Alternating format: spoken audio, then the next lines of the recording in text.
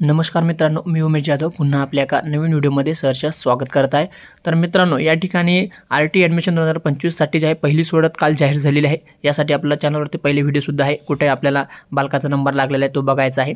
आणि यानंतर जे विद्यार्थ्यांचे आता प्रतीक्षा यादीमध्ये नाव आहे, वेटिंग लिस्टमध्ये नाव आहे, यांचा नंबर लागणार आहे का किंवा यांची निवड या ठिकाणी केली जाणार आहे का, तर लागणार आहे तर ते कधी, किंवा ज्या पालकांना आतापर्यंत अद्याप मेसेजही आला नाही, वेबसाईटला सुद्धा कोणती शाळा अवेलेबल झालेली नाही आहे किंवा त्यांचं नाव बालकांचं वेटिंग लिस्टमध्ये सुद्धा नाही, अशा पालकांचं या ठिकाणी काय होणार आहे ते सविस्तर माहिती या व्हिडिओमध्ये आपण बघणार आहोत। चला तर व्हिडिओला सुरुवात करूया। त्यापूर्वी सर्वांना एक विनंती आहे, चॅनलवरती जर तुम्ही पहिल्यांदा आला असाल तर चॅनलला सबस्क्राइब करून सोबतच घंटेच्या बटनने प्रेस करून ठेवा, जेणेकरून आपल्याला आरटी संदर्भातली सर्व अपडेट्स वेळोवेळी मिळत राहील। चला तर व्हिडिओला सुरुवात करूया। जसं की मित्रांनो, या ठिकाणी तुम्ही बघू शकता आरटीच्या ऑफिशियल वेबसाईटवरती या ठिकाणी नंबर ऑफ ॲप्लिकेशन पूर्ण महाराष्ट्र राज्यात किती या ठिकाणी ॲप्लिकेशन आले होते ते दिलेलं आहे। 3,05,152 अर्ज आले होते, त्यापैकी आता सिलेक्शन झालेलं आहे विद्यार्थ्यांचं 1,01,916 विद्यार्थ्यांचं या ठिकाणी सिलेक्शन झालेलं आहे। आणि वेटिंग लिस्टमध्ये विद्यार्थ्यांची संख्या आहे 85,406।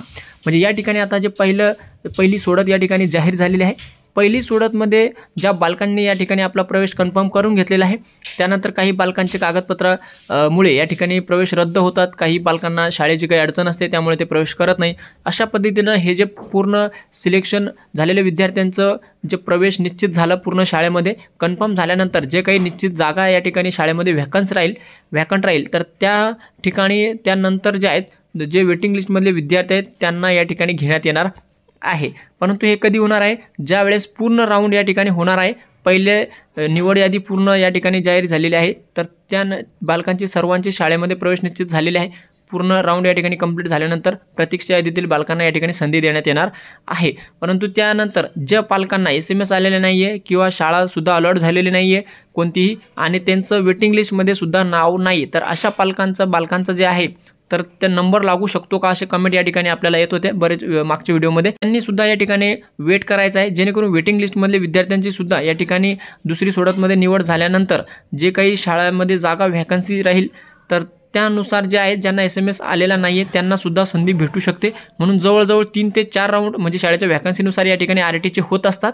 3 ते 4 सोडत या ठिकाणी जाहीर केली जात असतात, तोपर्यंत शेवटपर्यंत या ठिकाणी वेटिंग करायचं आहे।